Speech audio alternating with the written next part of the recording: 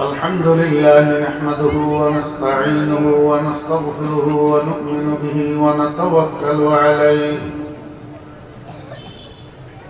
ونعوذ بالله من شرور أنفسنا ومن سيئات أعمالنا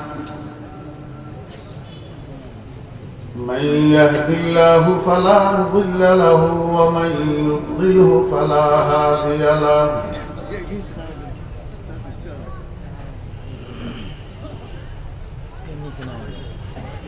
ونشهد أن لا إله إلا الله لا خالق إلا الله ولا مالك إلا الله لا محيي إلا الله ولا مميت إلا الله ولا رازق إلا الله ونشهد أن سيدنا وسندنا وحبيبنا ومولانا محمدا عبده ورسوله اللهم فصل وسلم عليه وعلى آله وأصحابه وأزواجه وذرياته وأهل بيته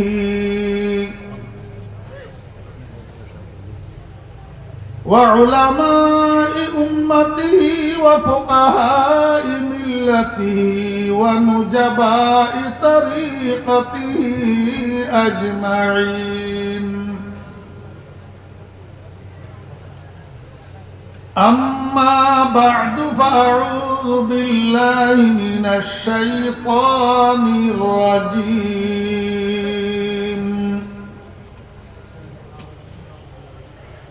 بسم الله الرحمن الرحيم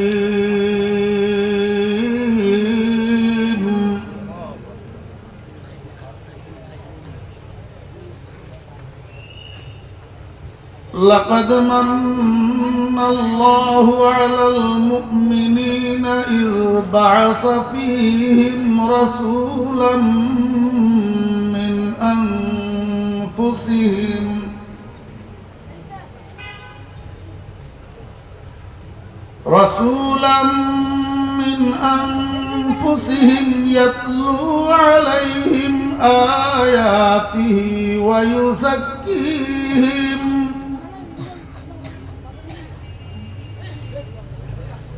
يتلو عليهم آياته ويزكيهم ويعلمهم الكتاب والحكمة وإن كانوا من قبل لفي ضلال مبين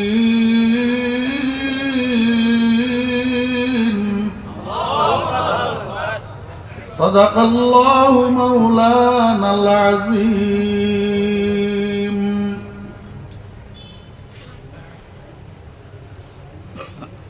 قال رسول الله صلى الله عليه وسلم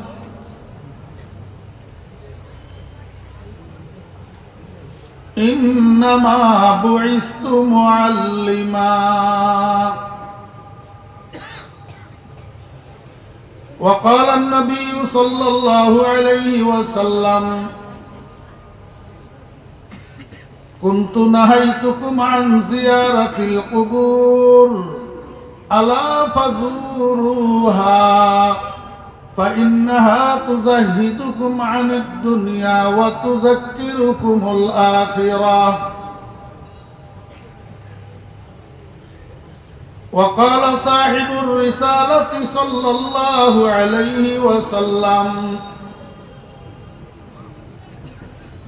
إن الجنة تشتاق على 5 نفر تالي القرآن وحافظ اللسان ومطعم الجيعان ومكسي العريان ومن صلى على حبيب الرحمن أو كما قال النبي عليه الصلاة والسلام وصدق رسوله النبي الأمي الكريم ونحن على ذلك لمن الشاهدين والشاكرين ربنا تقبل منا إنك أنت السميع العليم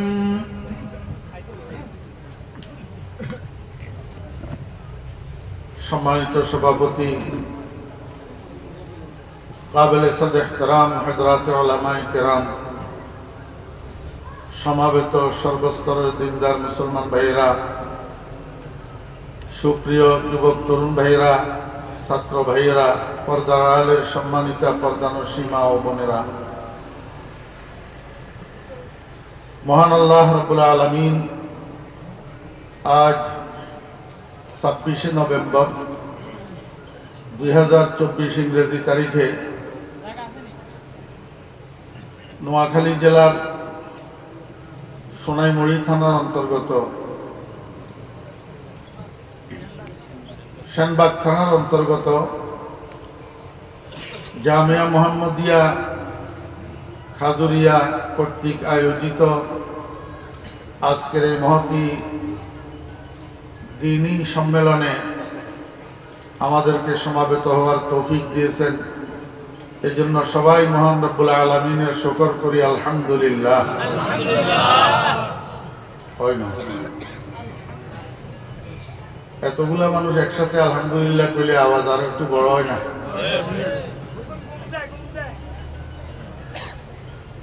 গুঞ্জাম না, কিছু অলস আছে,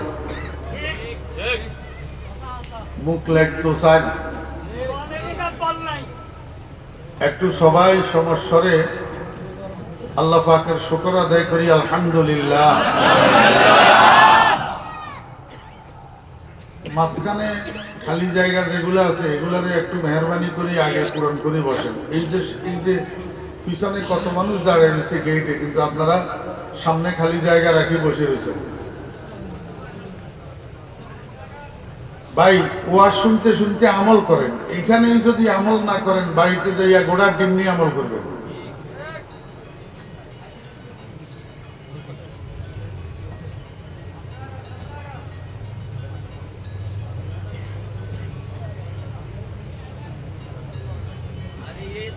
এই যে এইখানে কতটুক জায়গা খালি পড়ে রয়েছে, আসলে মানুষের কাছে আজকাল ইনসাফ নেই। এই যে সামনে এতটুক জায়গা খালি রাখি আপনারা বসে রইলেন, আপনাদের ইনসাফ থাকা দরকার। পিছনের দিকে তাকায় দেখেন তো মানুষ বসার জায়গা আছে না? এখন মানুষ আরো আসবে।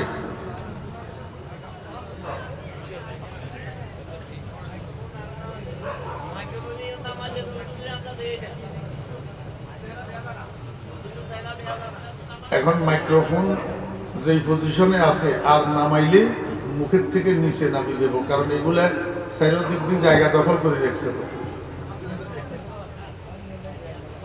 কি করবেন যতটুক দেখেন।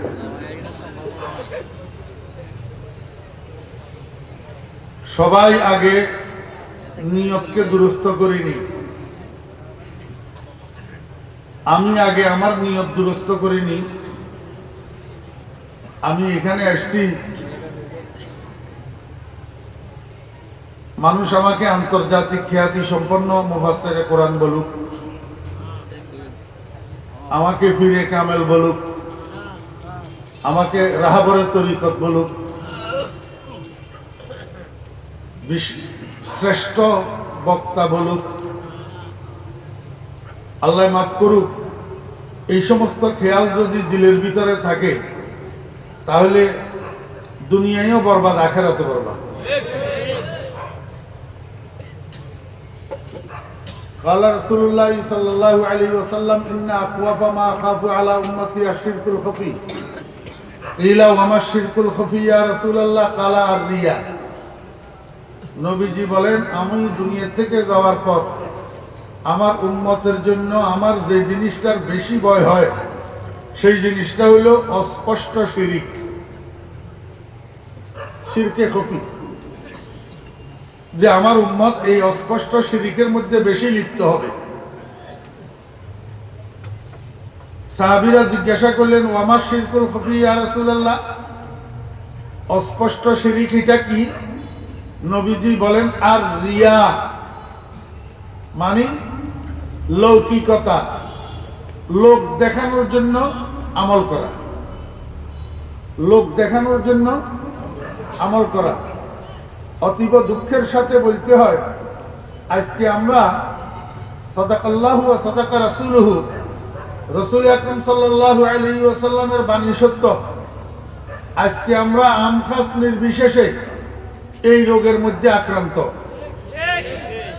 আমাদের মধ্যে যতটুকু আমল আর যতটুকু বুজুর্গি, তার চেয়ে বেশি হলো রিয়া। আল্লাহ আমাদেরকে হেফাজত করেন। এই জন্য নিয়তকে দুরস্ত করিনি। ইন্না সালাতি ওয়া নুসুকি ওয়া মাহিয়ায়া ওয়া মামাতি লিল্লাহি রাব্বিল আলামিন, আমার নামাজ, আমার কুরবানি, অর্থাৎ আমার দৈহিক ইবাদত, আমার আর্থিক ইবাদত, সর্বোপরি ওয়া মাহিয়ায়া ওয়া মামাতি, আমার জীবন, আমার মরণ লিল্লাহি রাব্বিল আলামিন। কার সন্তুষ্টির জন্য? আল্লাহর সন্তুষ্টির জন্য। আল্লাহ পাক আমাদেরকে হেফাজত করেন।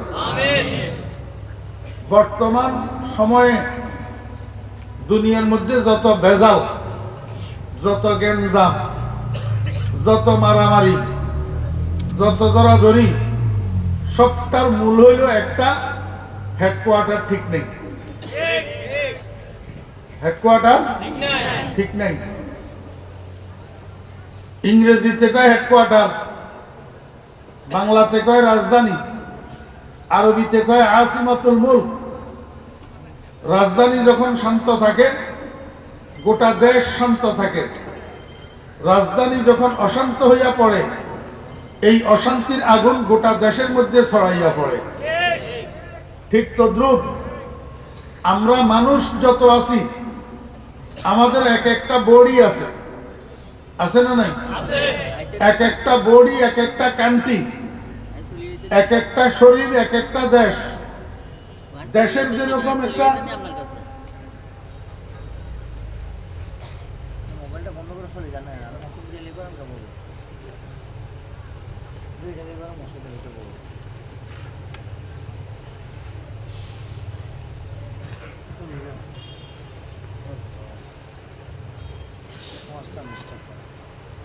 এক একটা শরীর, এক একটা দেশ। দেশের যেরকম একটা রাজধানী তথা হেডকোয়ার্টার আছে, এরকম প্রত্যেকটা মানুষের শরীরে একটা রাজধানী, একটা হেডকোয়ার্টার আছে। এই হেডকোয়ার্টারটাকে ইংরেজিতে বলে হার্ট, আরবিতে বলে কলব, উর্দু ফার্সিতে বলে দিল, বাংলায় বলে অন্তর বা হৃদয়। শরীরের এই অংশটারে আপনারা চিনেননি? কথা কয় দিল চিনেন না? দিল, এই দিল যে কথা, কলবাহী কথা, কলব যে কথা, হার্টও সেই কথা। এখন কথা রাত কম হয় নাই, লম্বা করলে লম্বা হবে, এই জন্য লম্বার দিকে যাইতেছি না। প্রত্যেক মানুষের বুকের বাম পাশের স্তনের 2 আঙ্গুল নিচে একটা গোশতের টুকরা আছে, বটুবিহীন পানের আকৃতি, বটুবিহীন। আমরা ফলো বলে কাগজের মধ্যে লাভ চিহ্ন অঙ্কন করে, যে দেখছেন নি লাভ চিহ্ন, এইটা হলো হাড়ের আকৃতি। এটা একটা গোশতের টুকরা, এটা শরীরের রাজধানী, শরীরের। এই জন্য হার্ট যতক্ষণ চালু, এতক্ষণ মানুষ এটা জিন্দা।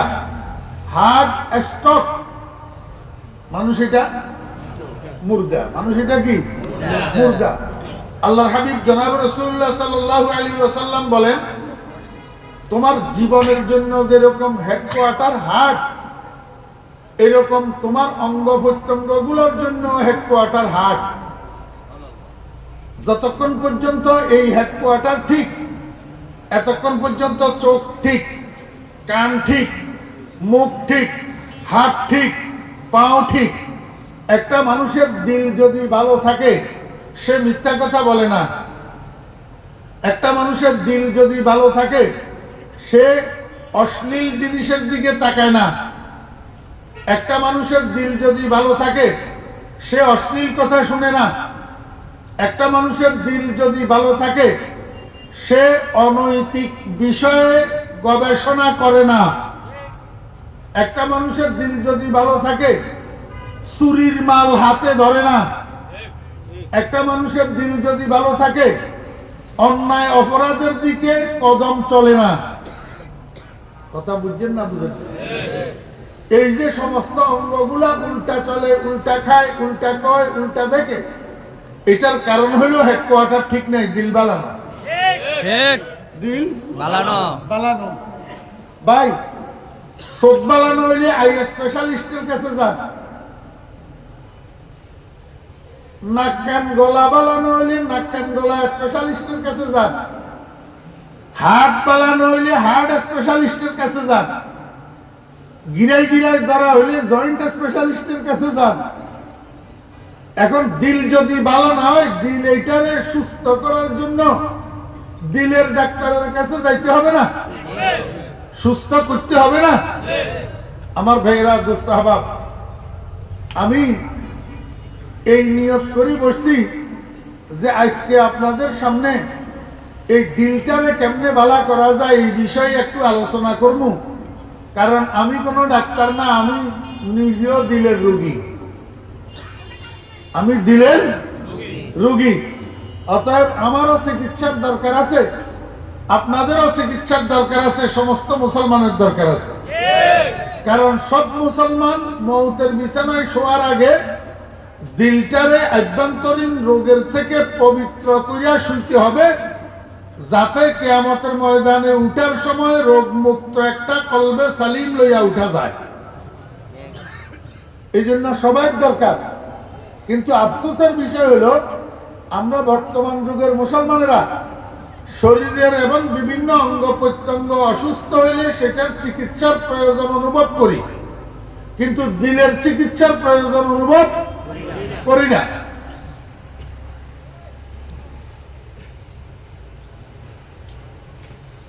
প্রথমে একটু শুরু থেকে আপনাদেরকে রপ্ত করিয়ে আনি, এরপরের কথাটা একটু ভালো বুঝবেন।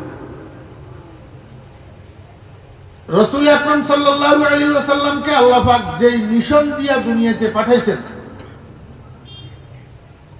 ওই মিশনের মৌলিক কাজ তিনটা।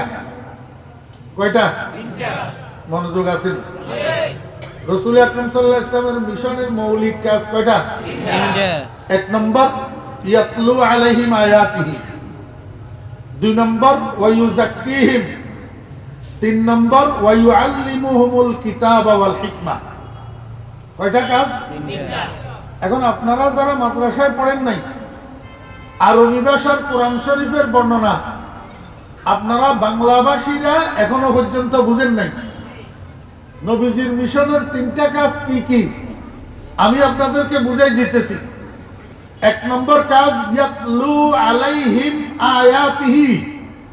অর্থ কি? ইয়াতলু, তিনি তেলাওয়াত করবেন। তিনি তেলাওয়াত করবেন। তিনি কে? লাকাদ মান্নাল্লাহু আলাল মুমিনিনা ইয বা'আসা ফীহিম রাসূলা। আসেনি? আয়াতের ভিতরে রাসূল শব্দ আসেনি? এই ইয়াতলু, তিনি তেলাওয়াত করবেন, তেলাওয়াতকারী ফাইল রাসূল। কে? রাসূল। রাসূল। তিনি তেলাওয়াত করবেন, তিনি রাসূল তেলাওয়াত করবেন। কাদের সামনে তেলাওয়াত করবেন? আলাইহিম, তাহাদের উপর, অর্থাৎ তাহাদের সামনে। তাহারা কারা? লাকাদ মান্নাল্লাহু আলাল মুমিনিন, আলাল মুমিনিন। এই মুমিনিন শব্দ উপরে আসেনি? এই আলাইহিমের জমিরের মর্যা আল মুমিনিন, অর্থাৎ ইমানদারগণ। অর্থাৎ কি? ইমানদারগণ। বুঝি থাকলে বলুন তো, রসুলের যুগের ইমানদার কারা ছিলেন? সবাই বলেন, সবাই। রাসূলের যুগের ইমানদার কারা ছিলেন? সমস্ত সাহাবী না কিছু? সমস্ত। ও ব্র্যাকেটে কেউ নাম আসেনি? কেউ নাম ব্র্যাকেটে আসেনি? ডাক্তার সাহেব শনিবার থেকে বৃহস্পতিবার পর্যন্ত রোগী দেখেন বিকেল 4টা থেকে রাত 8টা পর্যন্ত। ওই ব্র্যাকেটে লেখি যে শুক্রবার, জনকিনাদি ব্র্যাকেট দিয়া দেয় কি শুক্রবার। এই ব্র্যাকেটের অর্থ কি? অর্থাৎ যেই ঘোষণা করা হইলো এই ঘোষণার বাহিরে শুক্রবারে ডাক্তার সাহেব বসে না। এইরকম লাকাদ মান্নাল্লাহু আলাল মুমিনিন, এখানে মুমিনিনের থেকে উদ্দেশ্য হলো সাহাবায়ে কেরাম। ও ব্র্যাকেটে কেউ নাম আসেনি? তাহলে সমস্ত সাহাবী উদ্দেশ্য কিনা? জি। নাকি আমির মুআবিয়া রাদিয়াল্লাহু আনহু বাদ? না, জি আছে। এখন কোন মুসলমানের সন্তান কারো উস্কানিতে পড়ি, কারো কথা শুনি, কারো লিখনি পড়ি ভ্রষ্ট হইয়া যদি হযরত আমির মুআবিয়া রাদিয়াল্লাহু আনহু সম্পর্কে বিদ্বেষ অন্তরে পোষণ করে, হযরত আমির মুআবিয়া রাদিয়াল্লাহু আনহুর সম্পর্কে কটূক্তি আর কটু ভাষা প্রকাশ করে, হযরত আমির মুআবিয়া রাদিয়াল্লাহু আনহুকে জালেম বলে, এটা নবীজির সাহাবীর শানে গুস্তাখি কিনা? নবীজির সাহাবীর শানে কি গুস্তাখি? এমন গুস্তাখ মুসলমানদের বন্ধু হইতে পারে না। এই জন্য মুসলমানেরা শিয়াদেরকে বন্ধু মনে করে না, এই জন্য মুসলমানেরা খুমেনিকে বন্ধু মনে করে না।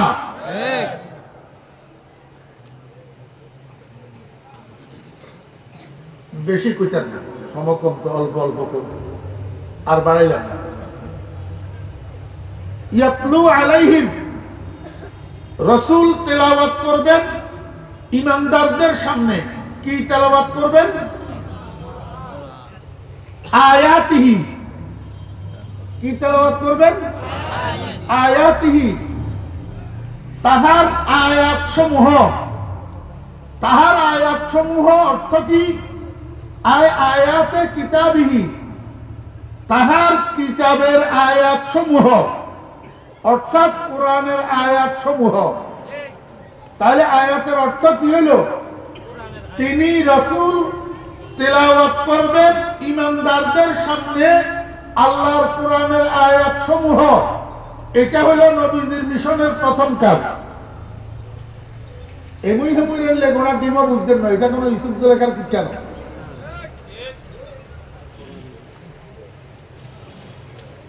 কারণ ভাই কতক্ষণ হলে ফোনটা বন্ধ করিয়ে নেবেন নি কোনো ঝামেলা। খালি গর্তুন ভাবির ফোনাইলে ইয়ার ধরিয়ে নেই, তিনি অসুস্থ, আর বাকি জ্ঞান ঠিক আছে।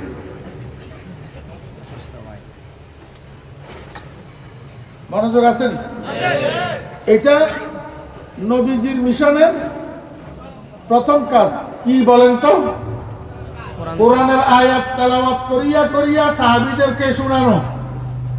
কোরআনের আয়াত তেলাওয়াত করিয়া করিয়া সাহাবীদেরকে শোনানো।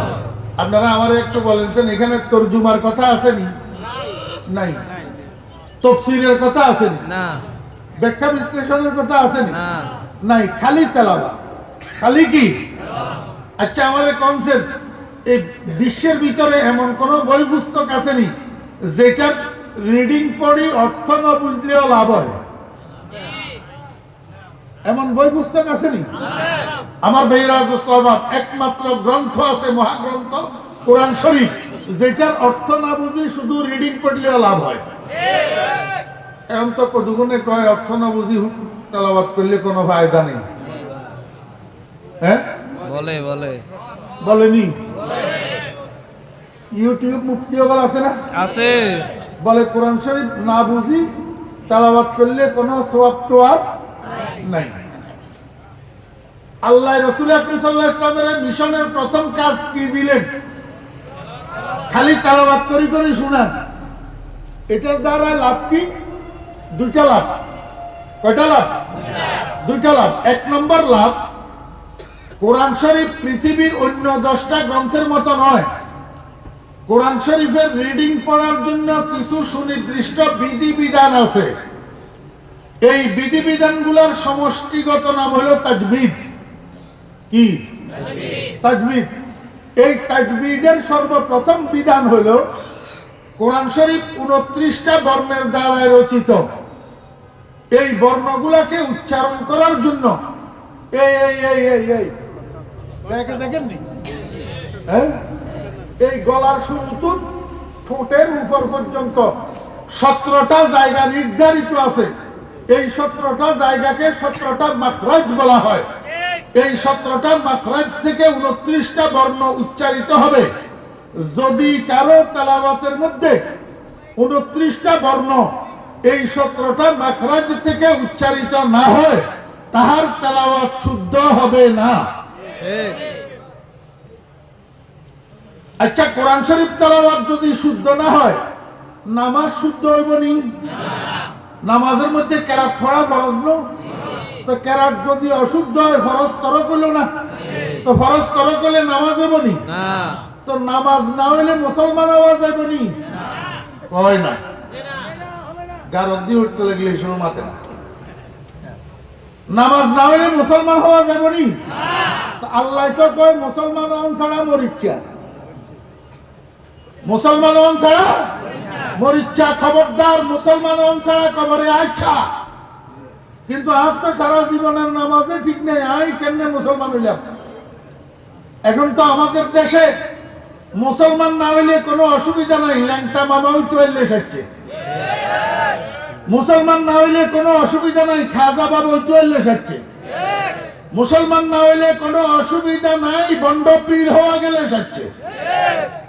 কি কর? নামাজ ছাড়া বন্ড পীর হওয়া যায়, নামাজ ছাড়া ল্যাংটা মামা হওয়া যায়, নামাজ ছাড়া খাজা বাবা হওয়া যায়, কিন্তু নামাজ ছাড়া মুসলমান হওয়া যায় না। লিকুল্লি শাইইন আলামুন ওয়া আলামুল ঈমানে আস-সালাত। আমি আপনাদেরকে বুঝাতে চাইছিলাম, কোরআন শরীফ এমন এক মহাগ্রন্থ যেটার রিডিং পড়ার জন্য, যেটার তেলাওয়াতের জন্য সুনির্দিষ্ট কিছু কাওয়ায়েদ আছে, বিধিবিধান আছে। বুঝি থাকলে বলুন তো, কিয়ামত পর্যন্ত আনেওয়ালা ইমানদাররা শুদ্ধ করি কোরআন শরীফ পড়ার জন্য এই বিধিবিধানগুলা পাবে কোথায়? Wrong answer. একেবারে উম্মতের শুরু থেকে শেষ পর্যন্ত যত ইমানদার দুনিয়াতে আসবে, এরা সবাই কোরআন শরীফ বিশুদ্ধভাবে পড়ার জন্য যেই কাওয়ায়েদগুলো আছে, বিধিবিধান আছে, এগুলা শিখার মূল উৎস হলো মুহাম্মদুর রাসূলুল্লাহ সাল্লাল্লাহু আলাইহি ওয়াসাল্লামের তেলাওয়াত।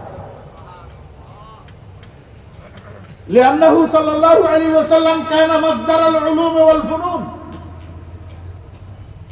আল্লাহু আকবার। রাসূল আকরাম সাল্লাল্লাহু আলাইহি ওয়াসাল্লামের তেলাওয়াতের থেকে সাহাবায়ে কেরাম কাওয়ায়েদে তাজবিদ শিখবে, সাহাবায়ে কেরামের থেকে তাবেঈনরা শিখবে, তাবেঈনদের থেকে তবে তাবেঈনরা শিখবে। এইভাবে পর্যায়ক্রমে ধারাবাহিকতার সাথে বরাবর নেক্সট জেনারেশন কোরআন শরীফ সহিহ পড়ার কাওয়ায়েদগুলো দুইভাবে শিখবে। একভাবে হলো প্র্যাকটিক্যাল উস্তাদের কাছে মাশকে কইরা, আরেকভাবে হলো মনীষীরা যে সমস্ত কিতাবগুলা তাজবিদের উপর লিখে গেছেন সেগুলা পড়িয়া। আর দোনোটার মূল উৎস হলো মুহাম্মদুর রাসূলুল্লাহ সাল্লাল্লাহু আলাইহি ওয়াসাল্লামের তেলাওয়াত।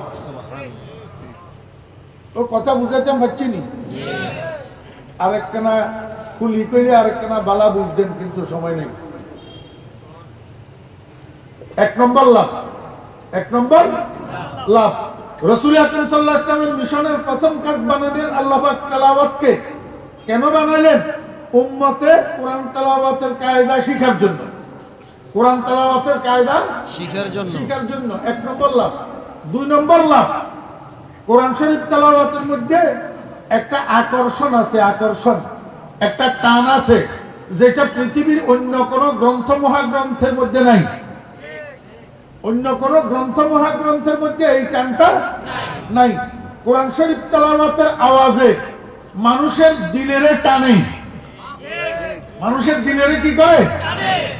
बहार आलम हुस्न से दिलो जाता जमींदारद बरंग साहब सूरत रा बबो अरबाब मानारा ও ৭০ পাইয়াবাসী কিশোরেরা যুবকেরা তরুণেরা তোমরাও অ্যান্ড্রয়েড ফোন ব্যবহার করো আমরাও অ্যান্ড্রয়েড ফোন ব্যবহার করি কিন্তু তোমরা কোন কাজে ব্যবহার করো আমরা কোন কাজে ব্যবহার করি তোমরা তো অ্যান্ড্রয়েড ফোন ব্যবহার করো ফ্রি ফায়ার খেলার কাজে না না ৭০ পাইয়া নাই তো আমি অন্য জায়গার কথা না কইল ফ্রি ফায়ারিতে ডুবিত না কিশোর যুবক তরুণ ৭০ পাইয়া নাই আছে জীবন ধ্বংস একটা পরিবারের একটা সন্তান জীবন ধ্বংস হওয়ার জন্য ফ্রি ফায়ার যথেষ্ট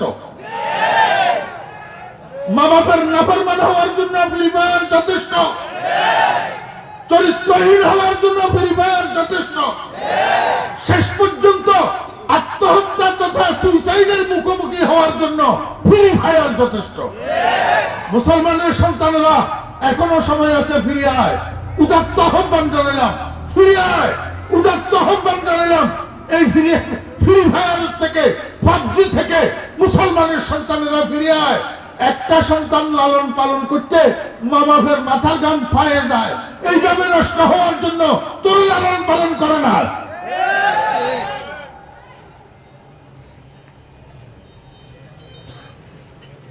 উত্তর নারাজ হয়নি কোনো আল্লাহ নারাজ হইও না তোমার গায়ের মধ্যে যদি কোনো কারণে আগুন লাগে তোমার আব্বার সামনে তো তোমার আব্বা তাকাই তাকাই তামাশা চাইবো না আগুন নিবানোর চেষ্টা করবো তোমার তোমার তোমার গাতুন আগুন নিবানোর চেষ্টা করবো না তোমার আগুনের থেকে উদ্ধার করার চেষ্টা করবে না তোমরা মানো আর না মানো উম্মতের আলেমেরা তোমাদের রুহানি আব্বা ঠিক উম্মতের আলেমেরা তোমাদের রুহানি আব্বা উম্মতের আলেমদের কাঁধে আল্লাহর রাসূল দায়িত্ব দিয়ে গেছে তোমাদেরকে দড়ি দড়ি বুঝাই বুঝাই মায়া করি মোহাব্বত করি জান্নাতের রাস্তায় পথ চলা শিখানোর জন্য জাহান্নামের রাস্তা থেকে ফিরাই আনার জন্য আলেমদের কাঁধে নবীজি দায়িত্ব দিয়ে গেছেন সেই কারণে ওলামায়ে কেরাম তোমাদেরকে তোমরা যে প্রতিনিয়ত জাহান্নামের আগুনের দিকে হেঁটে আসো আল্লাহু আকবার এই জন্য ওলামায়ে কেরাম তোমাদেরকে বুঝায় জাহান্নামের আগুন থেকে তোমাদেরকে বাঁচানোর জন্য যেমনি ভাবে তোমার গায়ে আগুন লাগলে তোমার আব্বা চেষ্টা করে তোমাকে আগুন থেকে মুক্ত করার জন্য ওলামায়ে কেরামরা তেমনি ভাবে চেষ্টা করে তোমাকে জাহান্নামের পথের থেকে ফিরানোর জন্য নারাজ হইও না ও সুসন্তানেরা কথা মানো দেখবা আল্লাহর রহমতে দুনিয়ার জীবনও সুন্দর হবে আখিরাতের জীবনও সুন্দর হবে তোমরা তো অ্যান্ড্রয়েড ফোন ব্যবহার করো রাত্রে 11টা বাজলে রুমের দরজা বন্ধ করি এবার ইউটিউবের মধ্যে ঢুকো দুনিয়ার যত নেংটামি আর নোংরামি আছে সেগুলোর মধ্যে ডুবে থাকো মুসলমানের সন্তান ইন্ডিয়ান ছায়াছবির মধ্যে ডুবে থাকো আমরা কিন্তু তোমরা যেই কাজে ব্যবহার করো অ্যান্ড্রয়েড ফোন এই কাজে ব্যবহার করি না আমরা অ্যান্ড্রয়েড ফোন ব্যবহার করি আল্লাহু আকবার কোরআন শরীফ স্টাডি করতে করতে কিতাব স্টাডি করতে করতে কোথাও যদি আটকে যাই একটা শব্দের অর্থ বুঝে আসতেছে না চট করে গুগলে ঢুকি শব্দ এটা লেখি চার্জ দিই গুগলে আমার এইটা হল করে দে আমরা এই কাজে ব্যবহার করি আমরা অ্যান্ড্রয়েড ফোনের মধ্যে আমাদের পূর্ব মনীষীগণ যাদেরকে আমরা দেখি নাই আল্লাহু আকবার ওই সমস্ত মনীষীদের বয়ানগুলা তকরীরগুলা আমরা গুগল থেকে বাইর করি সেগুলা শুনি ও ছোট ভাইয়েরা আমরা ইউটিউব ব্যবহার করি ইন্টারন্যাশনাল কারি সাহেবদের কেরাত শুনি তোমাদেরকেও অনুরোধ করতেছি এবং দিক নির্দেশনা দিতেছি আজকে বাড়িতে যাইয়া শুইয়া যদি তোমার মোবাইলে ইন্টারনেট থাকে তুমি ইউটিউবের মধ্যে ঢুকবা ঢুকি আল্লাহু আকবার চার্জ অপশনের মধ্যে ক্লিক করবা ক্লিক করি সেখানে একটা নাম লিখবা নাম কারি ঈদি শাবান কি লিখবা কারি ঈদি শাবান QARI কারি EDI SABAN শাবান কারি ঈদি শাবান এইবার চার্জ দেও, দেখবা একটা মানুষ বাইরে হয়ে আসবে, খুব বেশি স্মার্ট না, খুব বেশি সুন্দর না, খুব বেশি মোটা তাজা না, খুব বেশি লম্বা চড়া না, দেখতে শুনতে খুব সুশ্রী না, আফ্রিকান একটা মানুষ, গায়ের রং কালো, হালকা পাতলা, খাটো ধরনের মানুষ, চেহারা এমন সুশ্রী না। এই মানুষটার ক্যারাকটা একটু শুনি দেখিও। আল্লাহু আকবার। এক এক নিঃশ্বাস 42, 43, 44 সেকেন্ড পর্যন্ত লম্বা। কারি ঈদি শাবান। প্রথম প্রথম তোর কাছে একটু মজা লাগবে না, কারণ তোর হেডকোয়ার্টার ঠিক নাই। প্রথম প্রথম তোর কাছে একটু মজা লাগবে না। তোর কাছে তো রুনা লায়লা মজা লাগে, তোর কাছে তো মমতাজ মজা লাগে। হ্যাঁ, তোর কাছে এটা প্রথম প্রথম মজা লাগবে না। তারপরেও আমি তোকে অনুরোধ করব,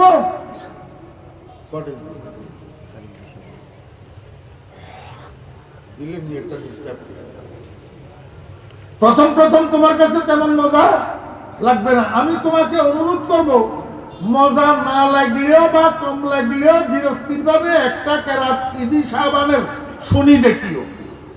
শুনতে শুনতে, খাইতে খাইতে মজা লাগে, বলতে বলতে বলতে পারে। খাইতে খাইতে মজা লাগে, বলতে বলতে। ওই মুসলমানের সন্তান, তুই কোরআনওয়ালা তো? তুই কি কোরআনওয়ালা? এই কথাটা আমি এই বছরের সারা বাংলাদেশের মাহফিলের মধ্যে বলিয়া বেড়াইতেছি। এই একটা কথা, যত মওজুর উপরে আমি আলোচনা শুরু করি, কিন্তু কথাইটারে টানি আনি আমি বলিয়ে বলি সব মাহফিলের মধ্যে, নইলে আমার পেটের ভাতও কমায় না। মুসলমানের সন্তান, তোমার কাছে মজা প্রথম প্রথম কম লাগলেও তুমি ধৈর্য ধরিয়ে একটু শুনিও, কারণ তুমি কোরআনওয়ালা। তুমি যদি কও হুজুর আপনারা মাদ্রাসায় পড়ছেন, আপনারা না কোরআনওয়ালা, আমি কেমনে কোরআনওয়ালা হইলাম? আমি তোমাকে বলবো, যদি তোমার এলাকায় কোনো হিন্দুর ছেলে থাকে, নাম তার রমেশ, রমেশ নাম কি? রমেশ। তার বাপের নাম হরেশ। তার বাপের নাম এই হরেশ আর রমেশ, বাপ বেটা দুজনের যাইয়া জিজ্ঞাসা করো, এরে হরেশ রে, এরে রমেশ রে, এই কুলহু আল্লাহু আহাদ সুরাইয়া একটু আমারে মুখস্থ শোনাতো চাই। হরেশে আর রমেশে তোমারে উত্তর দিবে, কুলহু আল্লাহ কোন জানোয়ারের নাম আমি তো চিনি না। ঠিক না বেঠিক? হ্যাঁ, হরেশে আর রমেশে কুলহু আল্লাহ চিনেনি, কুলহু আল্লাহ মুখস্থ জানেনি। কিন্তু আমি তো তোমাদেরকে নিয়ে গর্ব করি, তোমরা আমার সন্তানেরা, যদিও তোমরা আল্লাহু আকবার নামাজ পড়ো না, রোজা রাখো না, ইয়াবা খাও, ফ্রি ফায়ার খেলো, পাবজি খেলো, মিথ্যা কথা কও, সন্ত্রাস করো, মানুষ খুন করো, রাজনীতির নামে দেশের সম্পদ লুট করো, যাই কিছু করো, কিন্তু একজন মুসলমান আব্বার ঔরসে, একজন মুসলমান মায়ের গর্বে জন্মগ্রহণ করার সুবাদে তুমি কুলহু আল্লাহটা মুখস্থ জানো। হ্যাঁ, বেগুনে কয় না। আজকের এই মাহফিলের মধ্যে যত যুবক তরুণ মুসলমানের সন্তান আছে, কুলহু আল্লাহু আহাদ মুখস্থ জানে না, আলহামদুলিল্লাহি রাব্বিল আলামিন মুখস্থ জানে না, এমন ছেলে কোনটা সব দ্বারা? একটাও নেই, একটাও। মুসলমানের সন্তান যেরকমই হোক, কিন্তু আলহামদুলিল্লাহি রাব্বিল আলামিন সূরা ফাতিহা মুখস্থ জানে। মুসলমানের ছেলে যেরকমই হোক, কুলহু আল্লাহু আহাদ মুখস্থ জানে। কারণ কি জানেন? কি কারণ? ওই আসমানের মধ্যে লটারি দিয়েছে আল্লাহ পাক রব্বুল আলামিন, ফেরেশতাদেরকে দিয়া লটারি টানাইছে। সেখানে এই লটারি কারো নাম কোরআনের বাগে আসছে, কারো নাম কোরআনের বাগে আসে নাই। আমার ভাইরা দোস্ত আবাব, যাদের নাম লটারির মধ্যে কোরআনের বাগে আসছে, তাদেরকে আল্লাহ পাক দুনিয়াতে পাঠাইছে একজন মুসলমান আব্বার ঔরসে, একজন মুসলমান মায়ের গর্ভে।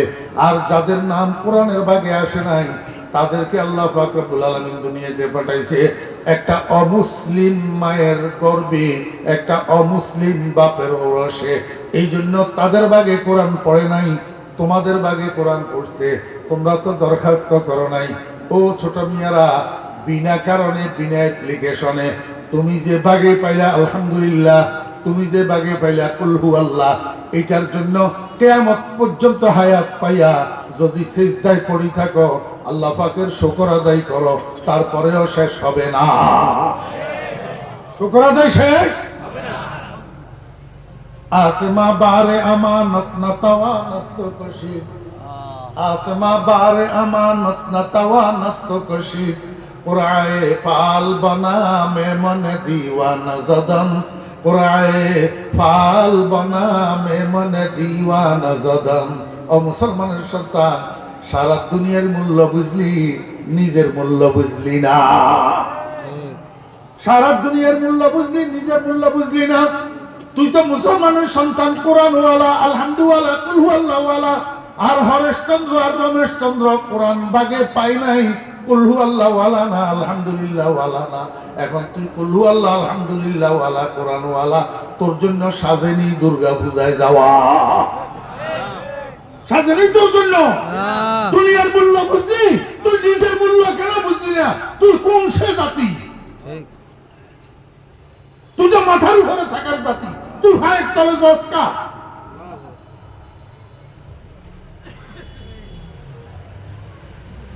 আমার বেইরা দুস্তাবাব, তুই কোরআনওয়ালা হিসাবে, কুল হুয়াল্লাহওয়ালা হিসাবে, আলহামদুলিল্লাহওয়ালা হিসাবে তোর জীবন চলবে মুহাম্মদুর রাসূলুল্লাহ সাল্লাল্লাহু আলাইহি ওয়াসাল্লামের অনুসরণে। যাদের বাগে কোরআন পড়ে নাই তাদের অনুসরণে নয়, তাদের অনুসরণে নয়, তাদের অনুসরণে নয়। যদি এমন হয় তাহলে তুই মুসলমানের সন্তান, চুলগুলা যে কাটস এমনি করি চুলগুলারে গোল করি, নিচেরটারে ছোট্ট ছোট্ট ছোট্ট ছোট্ট কুটি কুটি করি এলস, উপর রেগুলারে দরস না, এগুলারে জমা রাখস, তুই একটা বানাই রাখস মাথার উপরে। এই হেয়ার স্টাইল মদিনার কামলিওয়ালার হেয়ার স্টাইল না, এটা তো হিন্দু দাদাদের হেয়ার স্টাইল। তুই কোরআনওয়ালা, কুল হুয়াল্লাহওয়ালা, তুই ওই হরেশচন্দ্রের অনুসরণ করি হেয়ার স্টাইল বানাবি কেন? তুই আল কোরআনওয়ালা, আলহামদুলিল্লাহওয়ালা, তুই রমেশচন্দ্রের হেয়ার স্টাইলের অনুসরণ করবি কেন?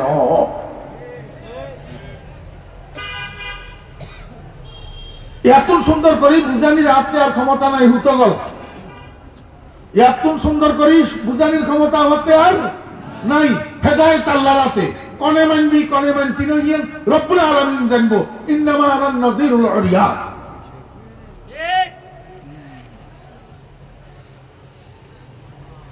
আবার গোড়াতাইয়েন কোরআন শরীফের তেলাওয়াতের মধ্যে আকর্ষণ আছে নি? টানেনি টানেনি? একটা উদাহরণ লন না, আল্লাহু আকবার। রাজ্যা আবু জেহেল মক্কা শরীফের মধ্যে মিটিং একটা বসেছে। কি মিটিং? মিটিং সাধারণ মিটিং, একবারে ভোলা বুড়া জোয়ান যুবক তরুণ ব্যাক মিটিং এর মধ্যে উপস্থিত হয়েছে। এই মিটিং এর মধ্যে আবু জেহেল ঘোষণা দিছে, মক্কার মধ্যে কোন বাঘের বাচ্চা আছো, বাহাদুর বাপের বেটা আছো, মুহাম্মদের সাল্লাল্লাহু আলাইহি ওয়াসাল্লাম দরুদ শরীফ হয় না, মক্কার মধ্যে কোন বাহাদুর আছো, কোন বাপের বেটা আছো, মুহাম্মদের মাথাটারে কাটিয়া নিয়ে আমার সামনে থুইবা, আর আমি তারে 100টা পুরস্কার দিমু। অনেকক্ষণ পর্যন্ত চিল্লাই কেউ উঠে না। শেষ পর্যন্ত যখন বেশি চেঁচামেচি করতেছে, একজন উঠি দাঁড়াইছে, কাঁধের উপরে খোলা তলোয়ার একটা, নাম তার ওমর, বাপের নাম খাত্তাব। যখন লোকেটা উঠি দাঁড়াইছে, এবার মিটিং এর মধ্যে কি শুরু হয়েছে? হাতে তালি। কি শুরু হয়েছে? হাতে তালি। আমার একটু বুঝে কনসেপ্ট মুসলমানের আবিষ্কার না কাফেরের আবিষ্কার? কার আবিষ্কার? এখন দেখি কোন কোন ইসলামিক অনুষ্ঠানে হাতে তালি শোনা যায়, হাতে তালি দেখা যায়। ইন্দি আবার অনুষ্ঠানের নামের লগে ইসলামও আছে, ইন্দি হাতে তালি লগে ইসলাম না নূর ইসলাম।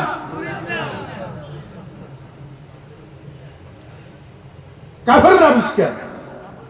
কিন্তু এরা হাতে তালি দিল কেন? এটার একটা কারণ আছে।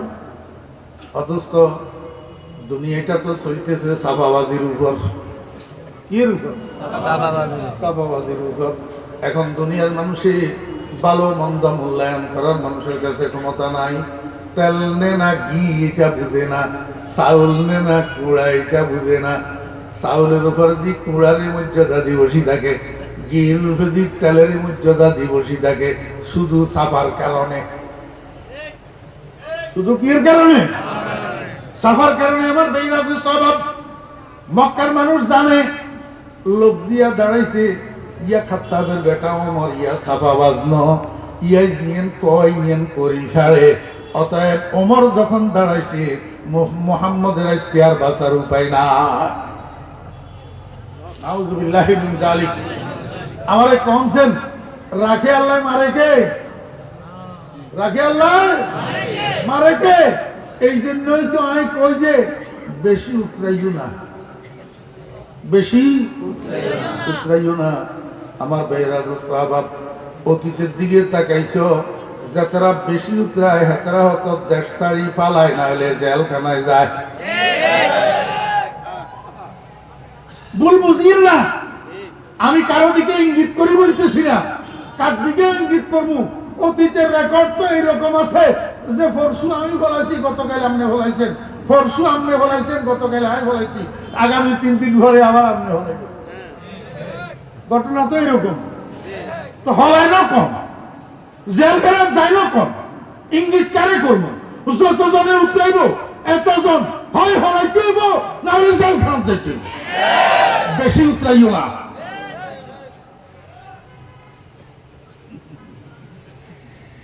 কথায় আমার বেজার গরম ভাতে মিলাই বেজার, কলি মাই মার খায় না কলি বাপে হারাম খায়।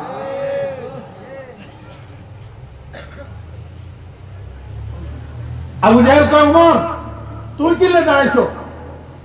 ওমর কয়, আমি প্রতিজ্ঞা করছি নিজে নিজে, যতক্ষণ পর্যন্ত মুহাম্মদের মাথা কাটিয়ে নিয়ে আপনার সামনে না রাখবো ততক্ষণ পর্যন্ত ঘরে ফিরে যাব না। আবু জাহেল কয়, সাব্বাস বাপের বেটা, এটাই তো চাই। ওমর কাঁধের উপরে খোলা তলোয়ার টালিয়া সনসন করে হাঁটা শুরু করছে। বনি হাশেমের গোত্রের দিকে, বনি হাশেমের গোত্রে যাবে, মুহাম্মদের মাথাটা কাটিয়ে আনবে না। আউযুবিল্লাহ। আমার ভাইরা যাইতে যাইতে অর্ধেক রাস্তা পর্যন্ত যখন গেছে, একজন মানুষের সাথে দেখা। ওই মানুষটা আসলে মুসলমান, উনি ইসলাম গ্রহণ করছে, কিন্তু জালেমের জুলুমের ভয়ে ইসলামটারে প্রকাশ করে না। ইসলামটারে প্রকাশ করে না। কিসের ভয়ে? জালেমের জুলুমের ভয়ে। তাহলে বোঝা যায় ব্যালেন্স করার পদ্ধতি সাহাবীদের যুগেও ছিল। সাহাবীদের যুগেও কি ছিল? ইসলাম গ্রহণ করছে, কিন্তু জালেমের জুলুমের ভয়ে ব্যালেন্স করে চলতো। এখন এই ব্যালেন্স করাকে কোন কোন বন্ধুরা ভুল বুঝিয়া দালালি বলে। দালালি আপনি করলে এটা ব্যালেন্স হয়, আপনি করলে এটা হিকমা হয়, আর আমি করলে আমার কেন দালাল বলেন?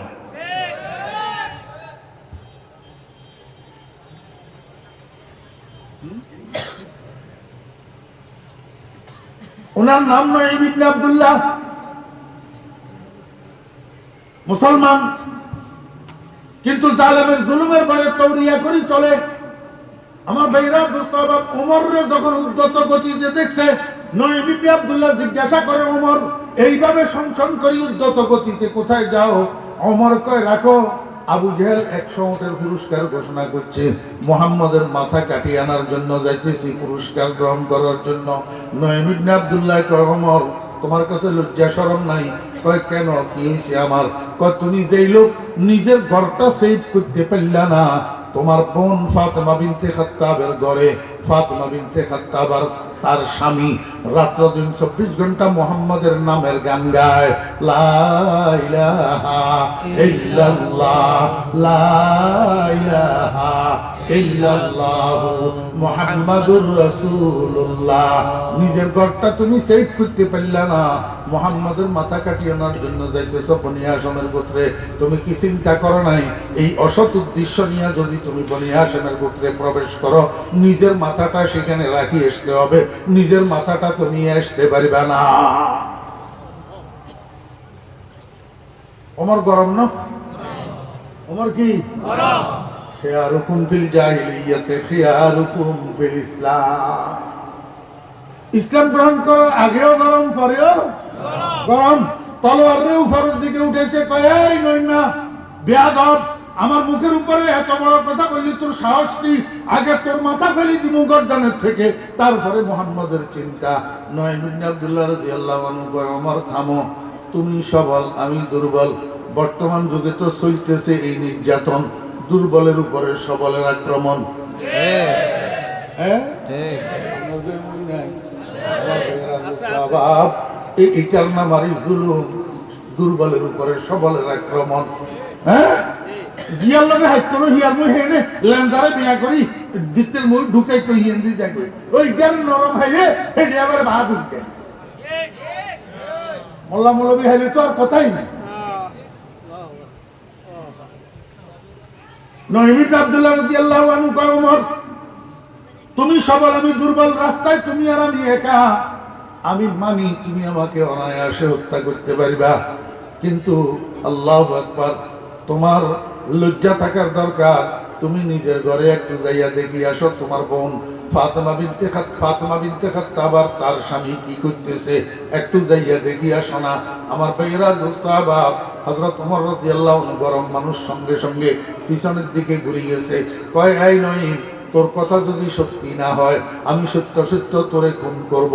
আমি যাইতেছি ইনভেস্টিগেশন করার জন্য, ইনকোয়ারি করার জন্য। হযরত ওমর রাদিয়াল্লাহু আনহু সা করি যাইয়া ফাতেমার ঘরে যাইয়া উপস্থিত হইছে। আমার ভাইরা, ঘরের ভিতরে ফাতেমা এবং ফাতেমার স্বামী দুজনের কোরআনে কারীমের তেলাওয়াত শিক্ষা দিতেছিলেন রাসূল আকরাম সাল্লাল্লাহু আলাইহি ওয়াসাল্লামের একজন সুললিত কণ্ঠের অধিকারী সাহাবী হযরতে খাব্বাব রাদিয়াল্লাহু আনহু। ঘরের দরজায় যাইয়া ওমর, এই ফাতেমা। আমার ভাইরা, সাহাবা তিনজন ভয়ে থরথর করে কাঁপা শুরু হয়েছে। ওরে বাপরে বাপ, যেখানে বাঘের ভয় সেখানে বলে রাত্রি হয়, এই লোক এখানে কোথা থেকে আসলো? হযরত খাব্বাব রাদিয়াল্লাহু আনহু তাড়াতাড়ি বসার থেকে উঠি বেড়ার ওই পাশে যাইয়া তওরিয়া করিয়া গোপন করে দাঁড়াইয়া আছে। কিন্তু ইনারা দুজন স্বামী স্ত্রী নিজের ঘরে লুকাবে কেমনে? ফাতেমা উঠি তাড়াতাড়ি দরজাটা খুলে দিয়েছে। ওরে ওমর ভিতরে ঢুকছে। ভিতরে ঢুকি কয়, আরে ফাতেমা রে, ওদের ঘরের থেকে একটা চিকন সুরের আওয়াজ, সুরেলো একটা আওয়াজ যে ঘরের বাইরে যাইতেছিল, এটা কিসের আওয়াজ? তাড়াতাড়ি ক। ফাতেমা কয়, কই ভাইয়া, আমরা স্বামী স্ত্রী দুজন কথা বলতেছিলাম, সেই কথার আওয়াজ হয়তো আপনি শুনছেন। ওমরে কয়, মিথ্যা কথা কইলি তুই আমার সাথে? কোমরের ভিতরে চাবুক পেছানো ছিল, দোররা চিনেননি আপনারা? ওই পুরান ঢাকায় ঘোড়ার গাড়ি চালায় যে এদের কাছে থাকে, এই এত বড় কাঠের কাঠি এটার আগাদি রশি একটা বান্ধা থাকে লম্বা। আমার ভাইয়েরা, দোস্ত আহবাব, এটারে দোররাও কয়, চাবুকও কয়। এই চাবুকিটা এত মারাত্মক, যার পিঠে পড়ে প্রতিটা আঘাতের সাথে পিঠের চামড়া উঠে আসে রশির সাথে, এত মারাত্মক। ওমর কোমরের থেকে দোররাটা বাইর করি, চাবুকটা বাইর করি, মায়ের পেটের বোন, আপন মায়ের পেটের বোন ফাতেমাকে দোররা দ্বারা আঘাত করা শুরু করছে। ইতিহাস লেখে ওমরের প্রত্যেকটা চাবুকের আঘাতে ফাতেমার শরীরের চামড়া উঠে আসতেছিল। এইভাবে আঘাত করতে করতে এক সময় ফাতেমার গোটা শরীর ক্ষত বিক্ষত হইয়া রক্তে রঞ্জিত হইয়া গেছে। আমার ভাইয়েরা, সাহাবাত, ফাতেমা আর বরদাস্ত করতে পারে না, শেষ পর্যন্ত মাটিতে লুটাইয়া পড়ছে। যখন ফাতেমা মাটিতে পড়ে গেছে, এইবার ওমর ভগ্নিপতিকে প্রহার করা শুরু করছে চাবুকের দ্বারা। কিছুক্ষণ অল্প প্রহার করার পরে ফাতেমা আর বরদাস্ত করতে পারে না, কলিজার টুকরা স্বামী কষ্ট করি আল্লাহু আকবার বসার থেকে উঠে দাঁড়াইছে। দাঁড়াইয়া সাহস করি ওমরের চাবুকটা ধরে ফেলছে। ওমর অগ্নি শর্মা হইয়া রাগান্বিত অবস্থায় জিজ্ঞাসা করে, ফাতেমা, তোর তো সাহস কম না, তুই কোন সাহসে আমার চাবুক ধরলি? ফাতেমা কয়, ভাইয়া, এতক্ষণ পর্যন্ত আমার অন্তরের মধ্যে তোমার ভয় ছিল, এই জন্য সাহস ছিল না, শুধু মাইর খাইছি, তোমার চাবুক ধরি নেই। এখন আর তোমার ভয় আমার অন্তরের মধ্যে নাই, এখন আর তোমার ভয় আমার অন্তরের মধ্যে নাই, কারণ আমি সিদ্ধান্ত নিয়েছি মনে মনে তোমার থেকে আর কোনো কিছু গোপন করব না, সব তোমাকে এখন বলে দেব। বলে দেওয়ার পরে শেষ পর্যন্ত তুমি আমাদেরকে কি করবা? আঘাত করতে করতে, প্রহার করতে করতে, চাবুক মারতে মারতে দুনিয়া থেকে বিদায় করে দিবা, মেরে ফেলবা। আমি তোমাকে সুদৃঢ় কণ্ঠে জানাই দিতে চাই, আমরা স্বামী স্ত্রী দুজন মুহাম্মাদের নামের কলমা পড়ছি, লা ইলাহা ইল্লাল্লাহু মুহাম্মাদুর রাসূলুল্লাহ। ও ভাই, তোমাকে স্পষ্ট ভাষায় জানাইয়া দিতে চাই, তোমার মতো আল্লাহু আকবার, 1000 ভাই ত্যাগ করব, তোমার মতো 1000 ভাইয়ের নির্যাতন সইব, মরে যাব, জীবন দিয়া দিব, কিন্তু মুহাম্মাদের কলমা ছাড়ব না।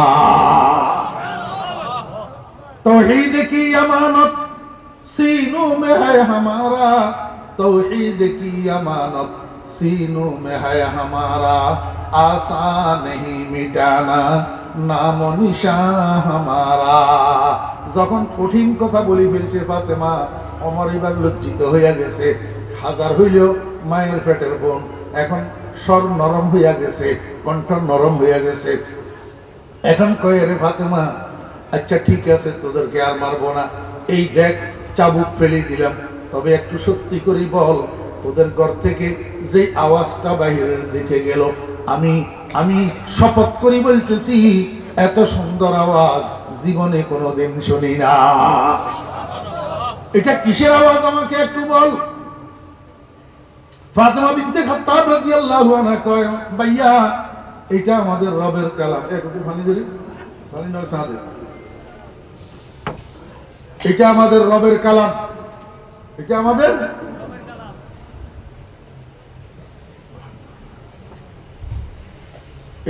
রবের কালাম, আমাদের নবীজির উপরে নাজিল হয়েছে, সেইটার তেলাওয়াত আমরা করতেছিলাম, সেই তেলাওয়াতের আওয়াজ তোমার কানে গেছে।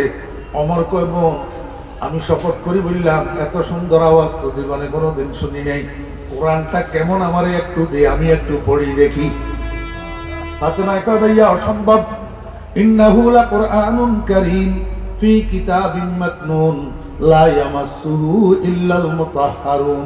এটা পবিত্র গ্রন্থ কোরআন শরীফ, এটা অপবিত্ররা স্পর্শ করতে পারে না। তুমি মুশরিক, ইন্নামাল মুশরিকুনা নাজিস, মুশরিকেরা যতক্ষণ ইসলাম কবুল না করবে ততক্ষণ নাপাক, এই অবস্থায় তুমি কোরআন শরীফ স্পর্শ করতে পারবে না। ওমরে কয়, ফাতেমা ঠিক আছে, স্পর্শ করব না, একটু শুনতে পারবো কিনা? কয়, হ্যাঁ শুনতে পারবা। কয়, তাহলে তোরা একটু তেলাওয়াত করি, আমারে একটু শোনা। এই কথা যখন শুনছে, ওই হযরতে খাব্বাব রাদিয়াল্লাহু আনহু পার্টিশনের ওই পাশে দাঁড়াইয়া রয়েছে। এই কথা যখন শুনছে, হযরতে খাব্বাব রাদিয়াল্লাহু আনহু পার্টিশনের থেকে বাইর হইয়া এই পাশে আসছে।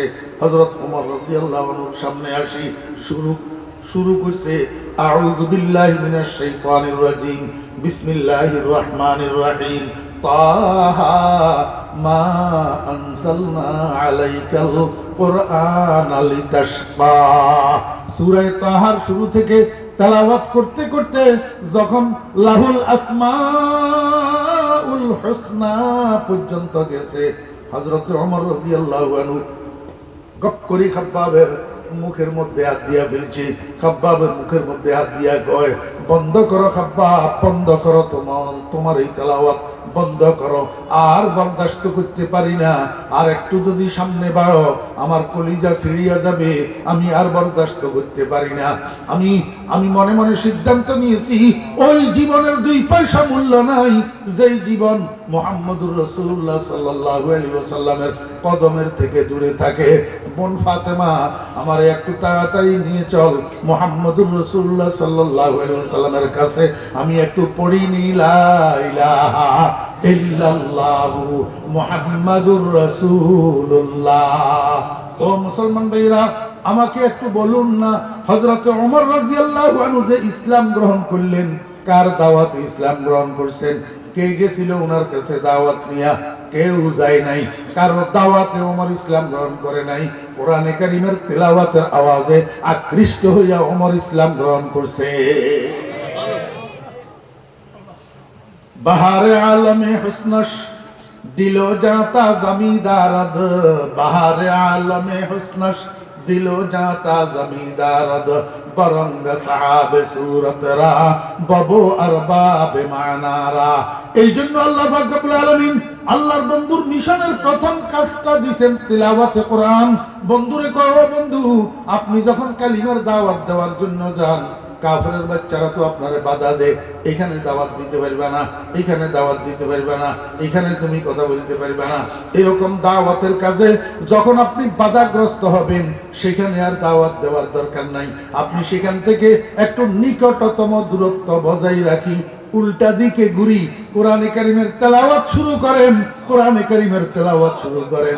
এই কাফেরের বাচ্চাদের কানে কোরআনে কারীমের তেলাওয়াতের আওয়াজ যখন জায়গা ঢুকবে, দেখবেন বিনা দাওয়াতে দলে দলে কলমা পড়া শুরু করবে।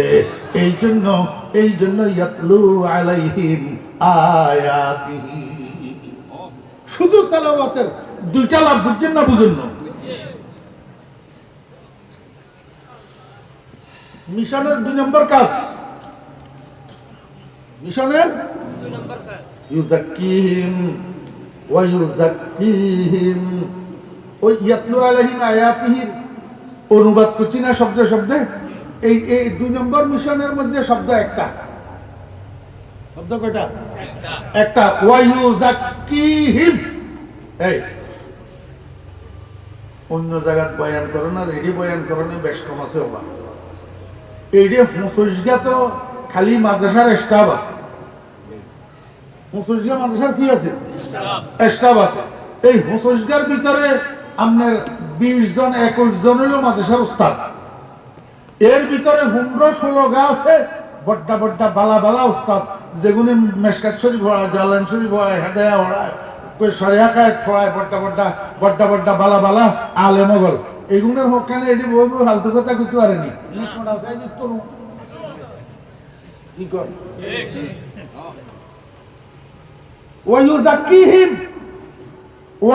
এবং ইউযাক্কিহিম মানে তিনি পবিত্র করবেন তাহাদেরকে, তিনি পবিত্র করবেন তাহাদেরকে। ইউযাক্কি তিনি পবিত্র করবেন, তিনি কে? ওই লাকাদ মান্নাল্লাহু আলাল মুমিনিন ইয বাআসা ফীহিম রাসূলা,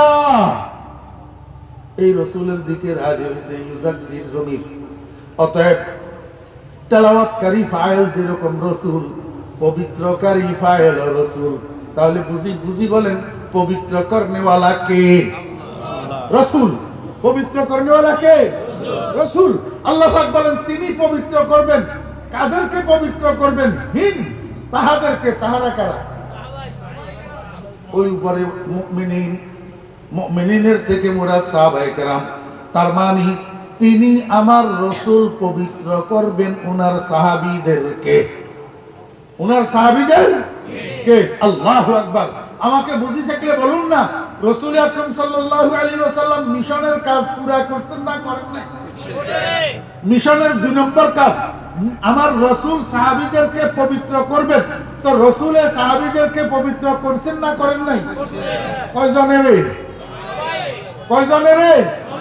ওই ব্র্যাকেটে কি নাম আসেনি? তাহলে আমির মুআবিয়া রাসূল আকরাম সাল্লাল্লাহু আলাইহি ওয়াসাল্লাম কর্তৃক পবিত্র হইছে না হয় নাই? এই জন্য আমি বলি, ও ছোট ভাইয়েরা, খবরদার খবরদার। সারা